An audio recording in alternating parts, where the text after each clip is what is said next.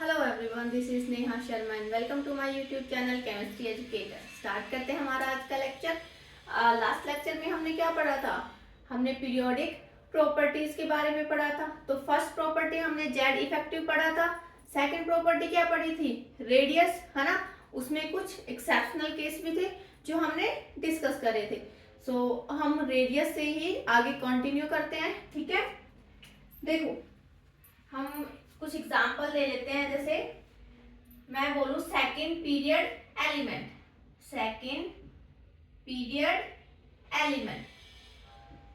Second period element कौन कौन से होते हैं? देखो, lithium, beryllium, boron, carbon, nitrogen, oxygen, fluorine और नियोन, ठीक है। तो अगर मैं इसमें ऑर्डर ऑफ रेडियस के ऑर्डर की बात करूं, ऑर्डर ऑफ रेडियस, तो इसका ऑर्डर क्या होगा? अगर हमें कोई भी इंफॉर्मेशन नहीं दे रखी है ना, सिंपल हमें ऑर्डर ऑफ रेडियस पूछा है, तो क्या करोगे? अलोंग अ पीरियड रेडियस क्या होती है? अलोंग अ पीरियड रेडियस क्या होती है? डिक्रीज, है ना। तो हम क्या मानेंगे? जो ऑल एलिमेंट्स हैं except noble gas, noble gas को छोड़ के जितने भी एलिमेंट्स होंगे वो कोवैलेंटली बॉन्डेड होंगे। कैसे होंगे? कोवैलेंट बॉन्डेड होंगे, ठीक है।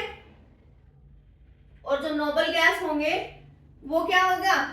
उसकी रेडियस हम वॉन डेर वाल्स रेडियस मानेंगे, ठीक है। क्लियर? तो अब हम मुझे बताओ कि मैंने लास्ट क्लास में आपको बताया था कि जो कोवैलेंट रेडियस है और वॉन डेर वाल्स रेडियस के बीच में क्या रिलेशन होता है? बताओ। जो कोवैलेंट रेडियस और वॉन डेर वाल्स रेडियस का जो ऑर्डर होगा वो क्या होगा? वॉन डेर वाल्स रेडियस क्या होती है? लार्जेस्ट होती है ना, कोवैलेंट रेडियस से, ठीक है। तो इसका ऑर्डर क्या आएगा? नियॉन, बिकॉज हम इसको क्या मान रहे हैं? इसकी रेडियस को वॉन डेर वाल्स रेडियस में, van der Waals radius show कर रहे हैं ये, ठीक है। तो ये सबसे ज्यादा इसकी रेडियस सबसे ज्यादा, उसके बाद लिथियम, फिर beryllium, boron, carbon, nitrogen, oxygen and fluorine, ठीक है। तो ये ऑर्डर आ जाएगा। अगर मैं ऑर्डर ऑफ रेडियस सभी के लिए वॉन डेर वाल्स रेडियस अगर मैं निकालूं, वॉन डेर वाल्स रेडियस का ऑर्डर निकालूं, तो क्या हो जाएगा? तो सबसे ज्यादा फिर लिथियम की, है ना। ये लास्ट में चला जाएगा। क्या चला जाएगा? नियॉन लास्ट में चला जाएगा, ठीक है। तो पहले इसका रीजन लिख लेते हैं। इसका क्या रीजन है? फॉर लिथियम टू फ्लोरीन, ठीक है। Lithium to fluorine we are considering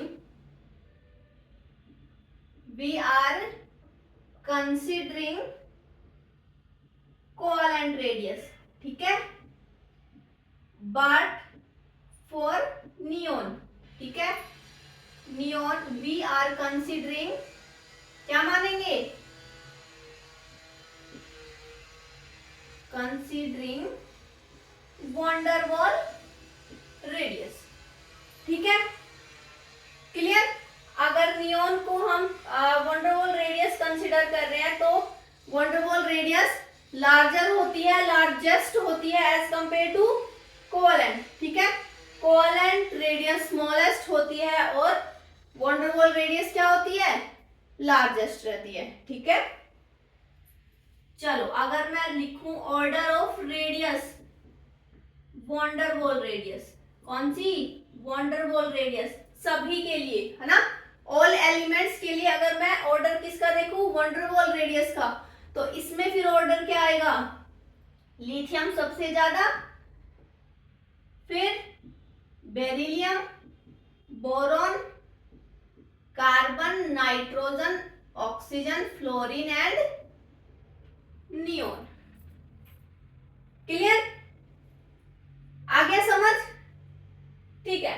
example और ले लेते हैं, third period element. Third period element कौन कौन से होते हैं थर्ड पीरियड एलिमेंट, बताओ।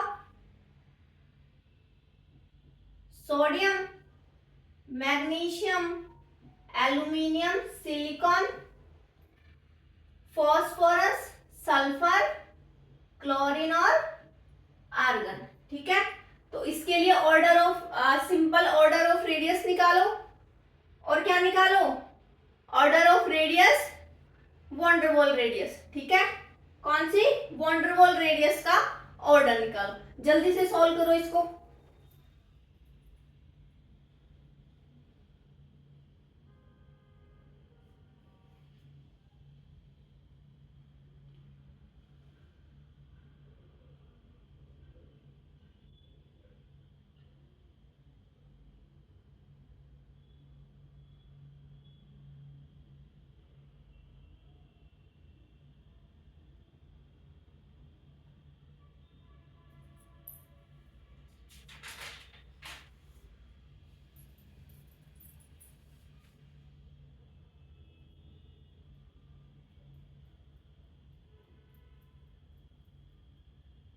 हो गया, देखो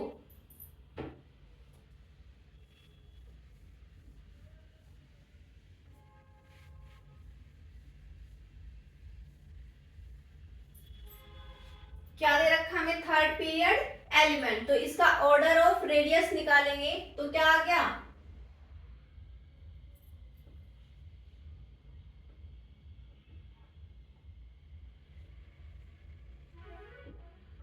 ऑर्डर ऑफ रेडियस।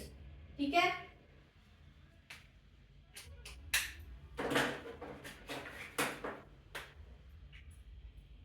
तो क्या आ गया, देखो आर्गन क्या है, नोबल गैस, और नोबल गैस क्या कंसीडर करती है, ऑलवेज वॉन वॉल रेडियस। ठीक है, तो सबसे ज्यादा क्या आ गया फिर, जो लार्ज रेडियस होगी किसकी होगी, आर्गन की। ठीक है, उसके बाद सिमिलरली लेफ्ट टू राइट क्या हो रही है, रेडियस डिक्रीज होती चली जाएगी। ठीक है, तो आर्गन के बाद क्या आएगा, sodium, then magnesium, then aluminium, silicon, phosphorus, sulphur, then chlorine. ठीक है, ये क्या है, जब हम सिंपल रेडियस निकाल रहे हैं, कोई इंफॉर्मेशन गिवन नहीं है, तब हम क्या ऑर्डर फॉलो करते हैं, ये वाला। ठीक है, अब हम क्या निकालेंगे, van Waals radius all each element के लिए क्या निकालेंगे, वॉन वॉल रेडियस का ऑर्डर निकालेंगे। तो उसमें क्या आएगा, ऑर्डर ऑफ रेडियस कौन सी, वॉन वॉल रेडियस। ठीक है, अच्छा इसमें क्या है रीजन, जो हमने फर्स्ट इससे पहले वाला जो एग्जांपल देखा था, वही क्या रीजन, वही रीजन है इसका कि जो वॉन वॉल रेडियस होती है वो लार्जर होती है as compare to covalent radius. ठीक है, तो इसमें देखो फिर ऑर्डर ऑफ रेडियस, इसका ऑर्डर क्या आएगा,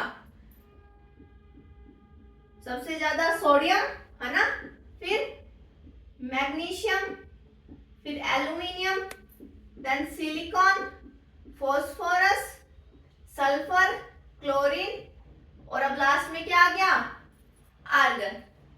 क्लियर, आ गया समझ, जल्दी से नोट डाउन करो।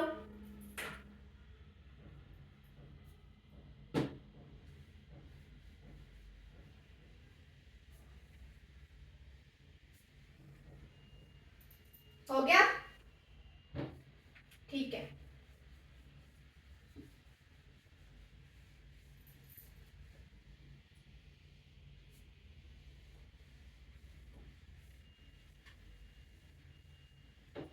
अब हम बात करते हैं आइसो इलेक्ट्रॉनिक स्पीसीज की। ठीक है,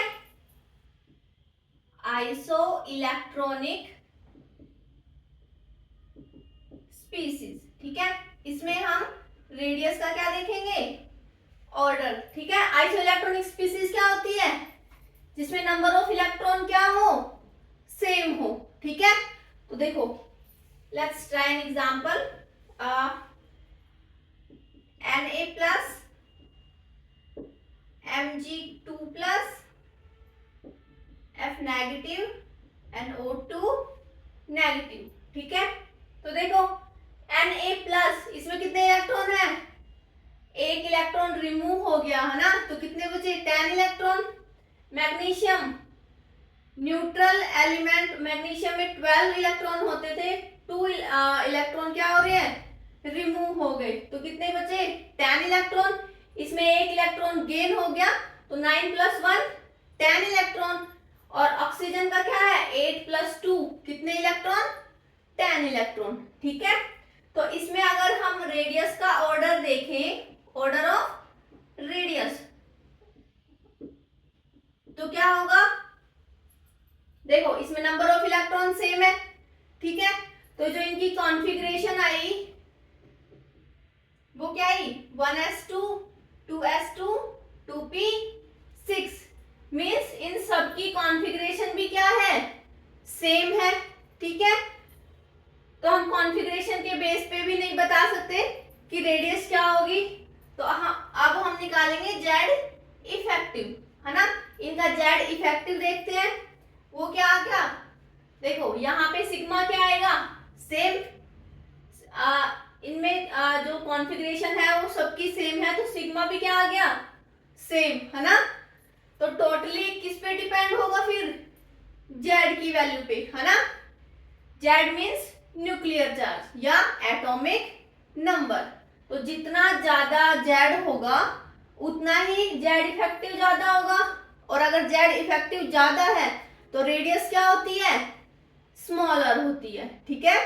अगर जेड इफेक्टिव इंक्रीज होगा तो रेडियस क्या होगी? डिक्रीज होगी। क्यों? क्योंकि ये रेडियस और जेड इफेक्टिव एक दूसरे के क्या है? इनवर्सली प्रोपोर्शनल है, ठीक है। तो देखो इसमें सबसे ज्यादा जेड किसका है? मैग्नीशियम का, है ना, 12। तो इसमें जेड इफेक्टिव सबसे ज्यादा मैग्नीशियम, तो रेडियस इसकी सबसे कम, है ना। तो ऑर्डर ऑफ रेडियस लिखो, सबसे कम मैग्नीशियम का, उसके बाद किसका है? सोडियम, फिर फ्लोरीन, और उसके बाद O2 नेगेटिव, ठीक है। तो इसमें कौन सा फैक्टर लग रहा है? जेड इफेक्टिव का फैक्टर लग रहा है, ठीक है। और एक हम ये भी देख सकते हैं कि जितना ज्यादा कैटायनिक होगा, है ना, जितना किसी भी एटम में या एलिमेंट पे जितना ज्यादा पॉजिटिव चार्ज होगा उसकी रेडियस क्या होगी? उतनी ही स्मॉलर होगी। मीन्स अगर इसमें पॉजिटिव चार्ज ज्यादा तो उसका साइज कम, तो रेडियस भी क्या हो जाएगी? स्मॉलर हो जाएगी, ठीक है। बाकी आप यही फैक्टर जेड इफेक्टिव का फैक्टर याद रखना, ठीक है। चलो फॉर एग्जाम्पल एक एग्जाम्पल और ले लेते हैं हम। Potassium plus calcium 2 plus Cl negative, sulphur 2 negative और फॉस्फोरस 3 नेगेटिव, ठीक है। तो ये एग्जाम्पल है। इसका ऑर्डर ऑफ रेडियस लिखो जल्दी से। इसका ऑर्डर ऑफ रेडियस क्या आएगा?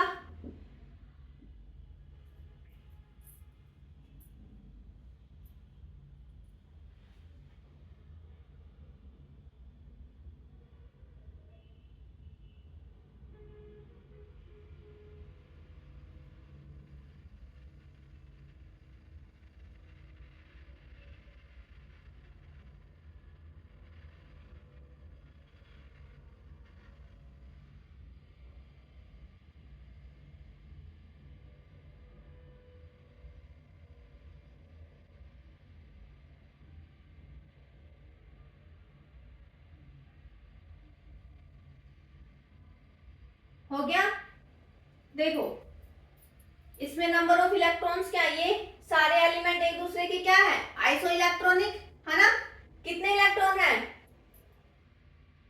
9 18 electron, 20 minus 2 18 electron, 17 plus 1 18 electron, 16 plus 2 18 electron and 15 plus 3 18 electron, है ना। तो ये क्या है, आइसो इलेक्ट्रॉनिक, ठीक है। कितने इलेक्ट्रॉन है, 18 इलेक्ट्रॉन है, ठीक है। तो इनका कॉन्फ़िगरेशन भी क्या होगा, क्या आएगा, सेम, ठीक है। तो हम जेड इफेक्टिव देखेंगे। इसमें सबसे ज्यादा जेड की वैल्यू किसकी है, Ca2 प्लस, मीन्स ये जेड इफेक्टिव इसमें सबसे ज्यादा, तो रेडियस इसकी सबसे कम, ठीक है। तो रेडियस का ऑर्डर लिखो, Ca2 प्लस लेस देन, फिर क्या आ गया, K प्लस पोटासियम आयन, इससे कम क्लोरीन आयन, ठीक है, क्लोराइड आयन, फिर S2 negative and then P3 negative, ठीक है। तो ये इसका ऑर्डर हो गया, क्लियर, आ गया समझ। अगर आइसो इलेक्ट्रॉनिक स्पीसीज दे दे तो किस टाइप से ऑर्डर ऑफ रेडियस निकालोगे, ठीक है। अच्छा, कुछ मैं जर्नल एग्जांपल लेती हूं, उसमें हम निकालते हैं ऑर्डर ऑफ रेडियस, ठीक है।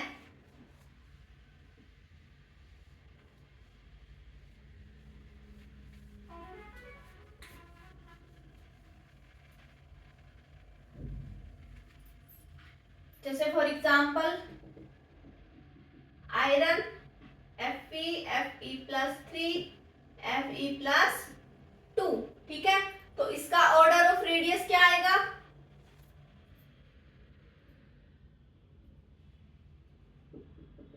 Fe प्लस 3, फिर Fe प्लस 2, और सबसे ज्यादा किसका, न्यूट्रल एटम का, ठीक है। ये क्यों आया, इसका रीजन क्या है, जो रेडियस है पेरेंट एटम की वो क्या होती है, लार्जर होती है as compare to radius of cation, ठीक है। मतलब जितना ज्यादा कैटायन उतनी ही स्मॉलर साइज और उतनी ही कम रेडियस, क्लियर। तो इसका रीजन क्या है, radius of parent atom is larger than radius of cation, ठीक है। आ गया समझ, चलो।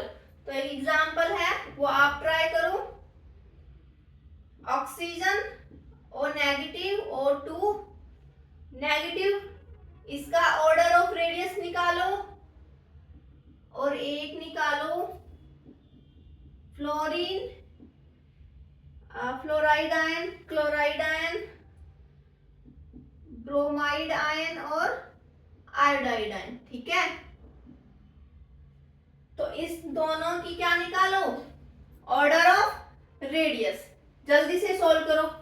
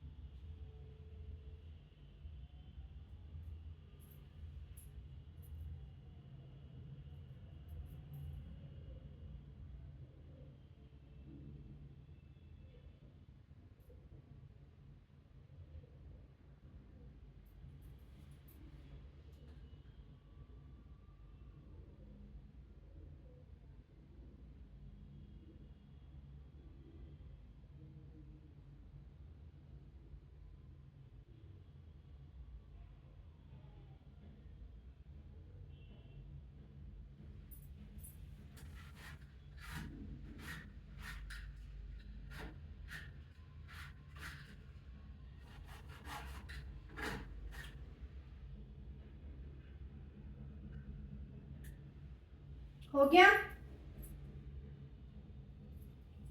देखो इसमें ऑर्डर क्या आएगा,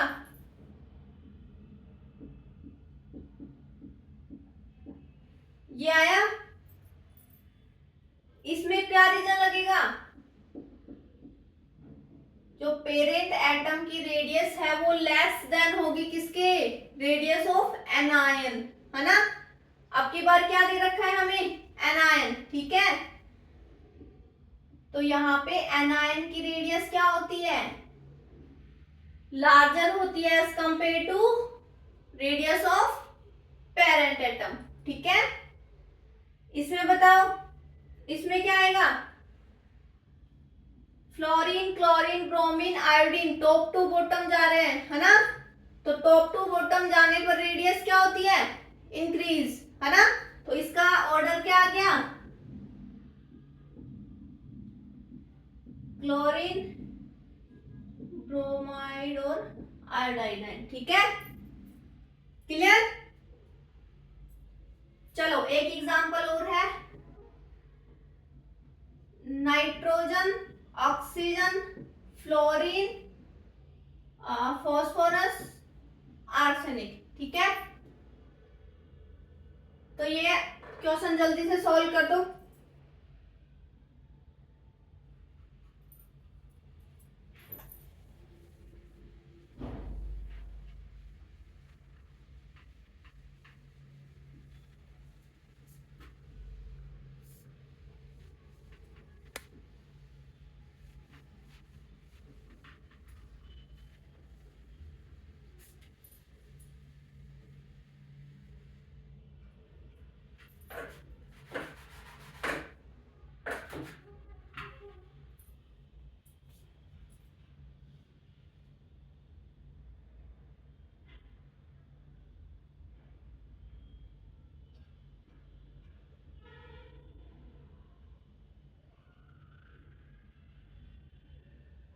हो गया, देखो इसमें क्या होगा, इसकी स्ट्रक्चर बनाओ, देखो नाइट्रोजन से ऑक्सीजन, फ्लोरीन, नाइट्रोजन के नीचे क्या आता है, फॉस्फोरस, और फॉस्फोरस के नीचे आर्सेनिक, ठीक है।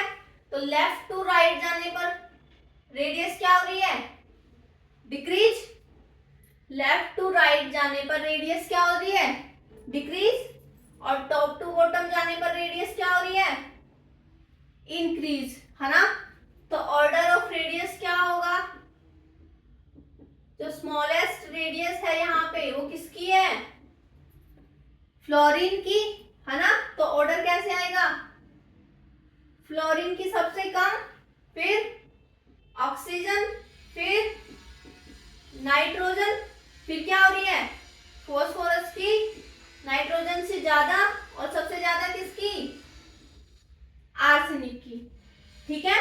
जब मिक्स्ड ग्रुप और पीरियड के एलिमेंट मिक्स दे तो इस टाइप से स्ट्रक्चर बना के उनको सोल्व करना, ठीक है।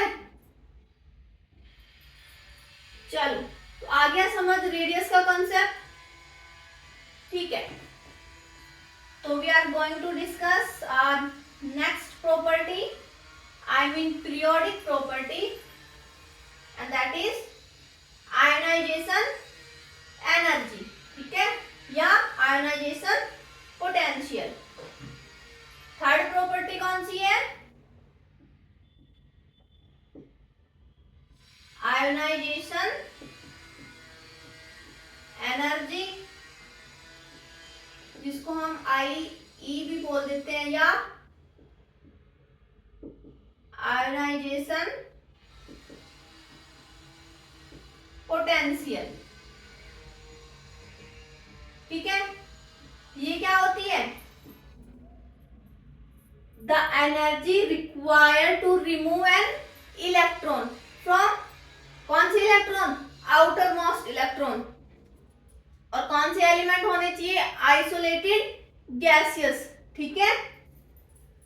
आइसोलेटेड गैसियस एटम के जो आउटर मोस्ट इलेक्ट्रॉन को रिमूव करने के लिए जितनी एनर्जी की रिक्वायरमेंट होगी वो क्या होती है, आयनाइजेशन एनर्जी होती है, क्या होती है, आयनाइजेशन एनर्जी, ठीक है। तो लिखो, the energy required to remove the most loosely held, या क्या बोल दो, outer most electron, outermost electron of an isolated gaseous atom, gaseous atom. ठीक है, मैंने आइसोलेटेड गैसियस एटम ही क्यों लिया, देखो सॉलिड और लिक्विड जो एटम्स होते हैं, है ना, उसमें क्या होता है, जो सॉलिड एटम्स होते हैं, सॉलिड जो सिस्टम होता है उसमें देखो ये कोई सॉलिड सिस्टम है, ये कोई एलिमेंट एटम्स है, इसका अगर हम इलेक्ट्रॉन निकालें तो ये इलेक्ट्रॉन, ये एटम भी क्या कर रहा है, अट्रैक्ट कर रहा है, और ये एटम भी इस इलेक्ट्रॉन को अट्रैक्ट करेगा। ठीक है, क्लियर। बट अगर गैसियस एटम देखें, गैसियस स्टेट में अगर हम देखें तो एक एलिमेंट यहाँ है, एक यहाँ है, एक यहाँ है ना, तो यहाँ से अगर हम इलेक्ट्रॉन निकाल रहे हैं तो इन जो एलिमेंट्स हैं ये, इनका इन्फ्लुएंस कम होगा इससे, है ना, इससे कम होगा। ठीक है, तो ये इजीली रिमूव हो जाएंगे। ठीक है, तो इसीलिए हम क्या लेते हैं, गैसियस एटम लेते हैं। ठीक है, देखो फॉर एग्जांपल अगर मैं सोडियम को आयनाइज करना चाहूं, है ना, तो कैसे होगा, सोडियम एक इलेक्ट्रॉन रिमूव कर देगा अपना। ठीक है, अगर मैं इसकी आयनाइजेशन एनर्जी देखूं तो ये किस में होना चाहिए, गैसियस स्टेट में होना चाहिए। ठीक है, क्लियर, क्लियर। चलो फॉर एग्जांपल अगर मैं बात करूं मैग्नीशियम की, तो मैग्नीशियम क्या होगा, एक इलेक्ट्रॉन रिमूव कर दिया, ये इसकी फर्स्ट आयनाइजेशन एनर्जी। ठीक है, फिर क्या करेगा, अपना दूसरा इलेक्ट्रॉन रिमूव करेगा, तो वो कहां से करेगा, यहां से। क्यों, क्योंकि एक इलेक्ट्रॉन तो पहले रिमूव कर चुका। ठीक है, जो दूसरा इलेक्ट्रॉन रिमूव करेगा वो कहां से करेगा, यहां से। ठीक है, Mg+ से, तो क्या आ गया, Mg2+ प्लस इलेक्ट्रॉन क्या आ गया, ये आयनाइजेशन एनर्जी सेकंड। ठीक है, ये सेकंड आयनाइजेशन एनर्जी होगी। क्लियर। अच्छा, एक है न्यूट्रल एलिमेंट या एटम, तो यहां से एक इलेक्ट्रॉन रिमूव करना है, एक है प्लस, ये कैटायन है, यहां से इलेक्ट्रॉन रिमूव करना है, एक ये 2+ है, यहां से इलेक्ट्रॉन रिमूव करना है। तो कहां से इलेक्ट्रॉन रिमूव होने में डिफिकल्ट होगा, बताओ, मतलब कहां पे जो एनर्जी है वो ज्यादा देनी पड़ेगी, यहां पे, है ना। क्यों, क्योंकि ये इसको मोर अट्रैक्ट करेगा अपनी साइड। ठीक है, तो यहां पे इलेक्ट्रॉन को निकालना क्या हो जाएगा, मोर डिफिकल्ट। क्या हो जाएगा, मोर डिफिकल्ट, और यहाँ पे इजीली निकल जाएगा। ठीक है, तो देखो अगर मैं इस एग्जाम्पल की बात करूं तो ये क्या हो रहा है, ये न्यूट्रल एटम से निकल रहा है इलेक्ट्रॉन। ठीक है, और ये क्या हो रहा है, ये यहाँ पहले से एक इलेक्ट्रॉन निकल चुका है, उसके बाद हम सेकंड इलेक्ट्रॉन निकाल रहे हैं, तो ये कैटायन से निकल रहा है एक इलेक्ट्रॉन, तो ये इसकी सेकंड आयनाइजेशन एनर्जी होगी। ठीक है, तो इन दोनों में डिफिकल्ट कहाँ होगा इलेक्ट्रॉन निकालना, सेकंड आयनाइजेशन एनर्जी में। ठीक है, तो बेसिकली इसको हम क्या बोलते हैं, ये फर्स्ट, ये सेकंड, फिर हम थर्ड इलेक्ट्रॉन निकालेंगे तो वो थर्ड आयनाइजेशन हो जाएगी, है ना।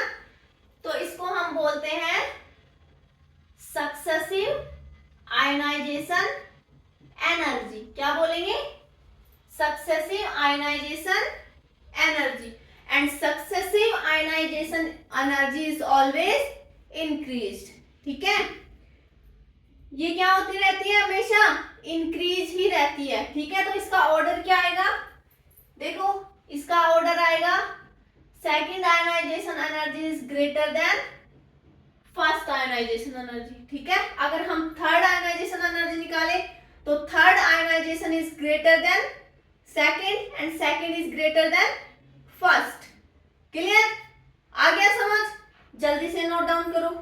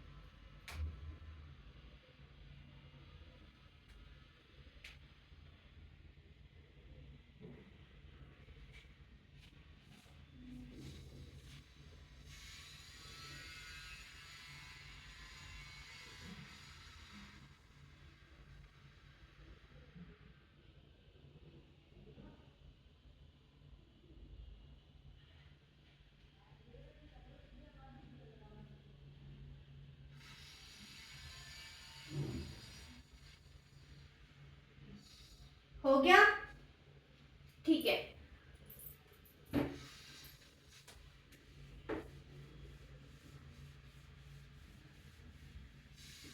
तो हम इसकी कुछ फैक्टर्स देख लेते हैं, है ना, जो आयनाइजेशन एनर्जी को क्या करते हैं, अफेक्ट करते हैं, ठीक है।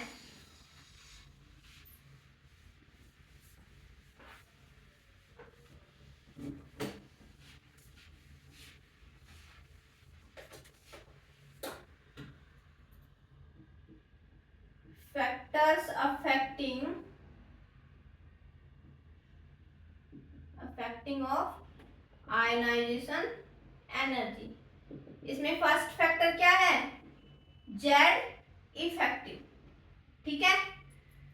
अगर किसी भी एलिमेंट या किसी भी एटम का जेड इफेक्टिव ज्यादा होगा तो आयनाइजेशन एनर्जी भी क्या होगी, ज्यादा। क्यों, देखो जेड इफेक्टिव ज्यादा होगा मीन्स स्मॉलर साइज होगा एटम का, है ना, और जितना स्मॉलर साइज होगा उतना ही वो किसके क्लोज जाएगा, न्यूक्लियस के, है ना। अगर न्यूक्लियस के वो क्लोज है तो वहां से इलेक्ट्रॉन को रिमूव करना क्या हो जाएगा, डिफिकल्ट, है ना। तो वहां पे हमें मोर एनर्जी की रिक्वायरमेंट होगी इलेक्ट्रॉन को रिमूव करने के लिए, ठीक है। तो Z effective increase then ionization energy will be increase, ठीक है। तो फर्स्ट फैक्टर क्या है हमारा, Z effective. Z effective increase तो आयनाइजेशन एनर्जी भी क्या होगी, इंक्रीज होगी, ठीक है। तो इसी में अगर हम रेडियस की बात करें, सेकंड फैक्टर क्या है, रेडियस। तो ये तो इसके रिवर्स ही हो जाएगा, है ना। Z effective increase, ionization increase. तो यहाँ पे अगर रेडियस इंक्रीज होगी, रेडियस इंक्रीज, तो जेड इफेक्टिव क्या हो रहा है, डिक्रीज। और अगर जेड इफेक्टिव डिक्रीज हो रहा है तो ionization energy will be decrease, ठीक है। तो ऐसे लिख लो, रेडियस है अगर वो डिक्रीज हो रही है, जेड इफेक्टिव इंक्रीज होगा। अगर जेड इफेक्टिव इंक्रीज हो रहा है तो ionization energy will be increase, ठीक है। तो ये इसका क्या हो रहा है, रिवर्स हो रहा है। क्या हो रहा है, रिवर्स हो रहा है। जेड इफेक्टिव के साथ इसका रिलेशन डायरेक्टली प्रोपोर्शनल है और रेडियस के साथ इसका रिलेशन इनवर्सली प्रोपोर्शनल है, ठीक है। आ गया समझ, ठीक है। थर्ड फैक्टर है हमारा कॉन्फ़िगरेशन का। कॉन्फ़िगरेशन मैंने कौन सी बताई थी, देखो एक बताई थी मैंने फुली फिल्ड, हाफ फिल्ड और पार्शियली फिल्ड, है ना। तो स्टेबिलिटी ऑर्डर अगर हम देखें तो सबसे ज्यादा स्टेबल कौन सी कॉन्फ़िगरेशन थी, फुली फिल्ड वाली। तो सबसे ज्यादा फुली फिल्ड, फिर हाफ फिल्ड और फिर पार्शियली फिल्ड, ठीक है। तो अगर ज्यादा स्टेबल होगा कोई भी एटम्स या एलिमेंट तो वहां से इलेक्ट्रॉन डिफिकल्ट रिमूव होंगे, मतलब रिमूव हम उसको आसानी से नहीं कर पाएंगे इलेक्ट्रॉन्स को रिमूव, ठीक है। तो वहां पे जो एनर्जी है वो ज्यादा देनी पड़ेगी, ठीक है। तो अगर हम आयनाइजेशन के रिगार्डिंग अगर हम देखें तो कॉन्फ़िगरेशन का ऑर्डर क्या आ रहा है, सबसे ज्यादा फुली फिल्ड, मतलब फुली फिल्ड एलिमेंट या फुली फिल्ड एटम या ऑर्बिटल की एनर्जी मींस आयनाइजेशन एनर्जी क्या होती है, ज्यादा होती है, ठीक है। उससे कम किसकी होती है, हाफ फिल्ड की, और सबसे कम किसकी होती है, पार्शियली फील्ड ऑर्बिटल की, ठीक है। तो कॉन्फ़िगरेशन का फैक्टर भी समझ आ गया। फोर्थ फैक्टर कौन सा है हमारा, पेनिट्रेशन पावर, ठीक है। Penetration power, penetration power means कि कोई भी ऑर्बिटल कितना ज्यादा क्लोज है न्यूक्लियस के, ठीक है। तो वहां पे ऑर्डर क्या था, सबसे ज्यादा एस और सबसेल या एस ऑर्बिटल, उससे कम पी, उससे कम डी एंड उससे सबसे कम एफ का, ठीक है। तो इसका ऑर्डर क्या था, S P D and F, ठीक है। तो इसमें भी क्या फैक्टर लग रहा है, आयनाइजेशन एनर्जी का सबसे ज्यादा एस सबसेल की या एस ऑर्बिटल की आयनाइजेशन एनर्जी सबसे ज्यादा होगी, क्यों, क्योंकि ये न्यूक्लियस के सबसे ज्यादा क्लोज है, ठीक है। तो इस ऑर्बिटल में इलेक्ट्रॉन को निकालने के लिए सबसे ज्यादा एनर्जी की रिक्वायरमेंट होती है, ठीक है।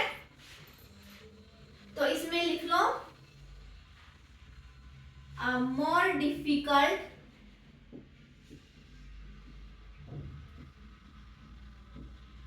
to remove an electron from S rather than P, D and F, ठीक है। आ गया समझ में। अच्छा, अगर हम इसके जर्नल ट्रेंड्स की बात करें, है ना, तो उसका ऑर्डर क्या होता है, देखो जनरल ट्रेंड्स क्या है,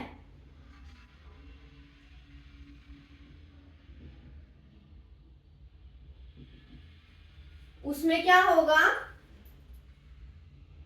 अलोंग अ पीरियड अगर हम बात करें, along a period means left to right, left to right जाने पर आयनाइजेशन एनर्जी क्या होती है, लेफ्ट टू राइट जाने पर देखो जेड इफेक्टिव इंक्रीज होगा, रेडियस क्या होती है, डिक्रीज होती है।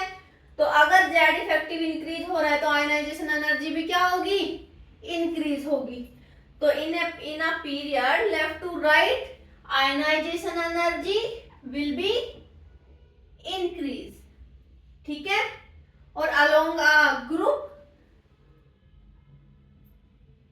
मींस टॉप टू बॉटम, अगर हम टॉप टू बॉटम देखें तो वहां पे आयनाइजेशन एनर्जी क्या होगी, डिक्रीज होगी, क्यों, क्योंकि वहां पे जेड इफेक्टिव इन जनरल क्या होता है, कांस्टेंट, बट रेडियस क्या होती है, इंक्रीज।